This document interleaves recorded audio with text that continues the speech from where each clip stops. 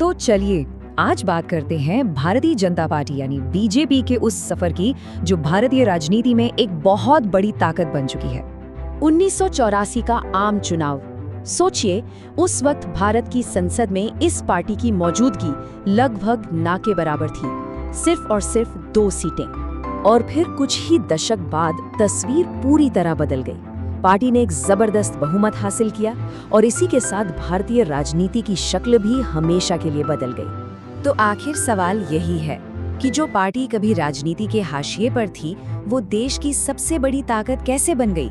क्या हुआ इस सफर में? आइए आज इसी को समझने की कोशिश करते हैं। अच्छा, इस कहानी को समझने के लिए हमें 1980 से भी और पीछे जाना होगा, क्योंकि इसकी जड़ें जुड़ी हैं पार्टी की वैचारिक नींव से। देखिए, बीजेपी की जड़ें सीधे सीधे भारतीय जनसंघ से जुड़ती हैं। और ये जनसंघ क्या था? ये दरअसल हिंदू राष्ट्रवादी संगठन यानी आरएसएस की ही एक राजनीतिक शाखा थी। अब इस पूरी विचारधारा के केंद्र में एक शब्द आता है, हिंदुत्व। ये एक ऐसी सोच है जो भारतीय संस्कृति को हिंदू मूल्यों से जोड़कर देखती है। बीजेपी इसे सांस्कृतिक राष्ट्रवाद कहती है, वहीं कई जानकार इसे हिंदू राष्ट्रवाद का ही एक रूप मानते हैं। और इसी विचारधारा का असर हमें जनसंघ के शुरुआती एजेंडे में भी साफ दिखता है, जैसे कि भारत की हिंदू सांस्कृतिक पहचान की रक्षा करना, एक समान नागरिक संहिता लाना, गो हत्या पर पाबंदी और जम्मू कश्मीर के विशेष दर्जे को खत्म करना। तो 1984 में जो बड़ी हार हुई थी, उसके बाद बीजेपी ने अपनी रणनीति में एक बहुत ही अहम, कह सकते हैं कि एक निर्णायक मोड़ लिया। हुआ ये कि पार्टी ने अपने उदारवादी रुख से दूरी बना ली और अपनी जो मूल विचारधारा थी, मतलब हिंदुत्व, उसके एक ज्यादा मुखर और आक्रामक रूप को अपनाना शुरू कर दिया। और इसी बदलाव का सबसे बड़ा उदाहरण था राम जन्मभूमि आंदोलन। ये पार्टी के लिए एक टर्निंग पॉइंट साबित हुआ।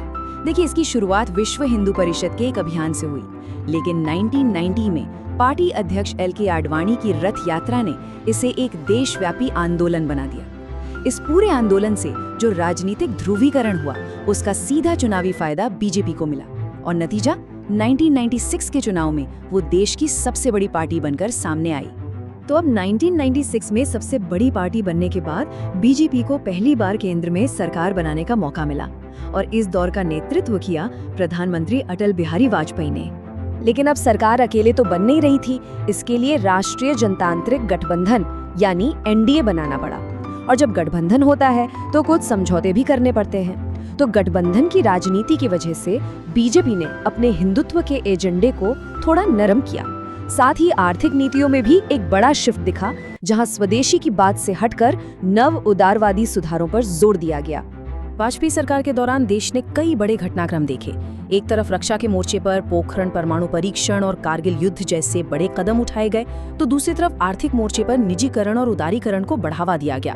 मतलब अर्थव्यवस्था में सरकारी दखल कम करके बाजार को और खोला गया। लेकिन इन सब के बावजूद 2004 में इंडिया शाइनिंग का नारा काम नहीं आया और सरकार को एक अनएक्सपेक्टेड हार मिली। इसके बाद आया करीब 1 दशक का इंतजार।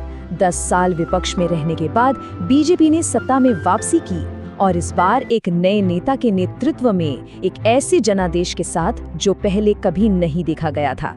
और ये वापसी कितनी जबरदस्त थी, ये आंकड़े खुद बताते हैं। 2014 में नरेंद्र मोदी के नेतृत्व में पार्टी ने सरकार बनाई और फिर 2019 में तो उससे भी बड़ी जीत हासिल की। जरा सोचिए, 1984 में सिर्फ 2 सीटें और 2019 में 303। ये सफर वाकई कमाल का रहा है। इस सरकार ने पार्टी के कई पुराने और प्रमुख एजेंडे को लागू करने के लिए एक के बाद एक कई बड़े कदम उठाए, जैसे 3 तलाक को अपराध बनाना, जम्मू कश्मीर से अनुच्छेद 370 हटाना और नागरिकता संशोधन कानून यानी CAA को पास करना।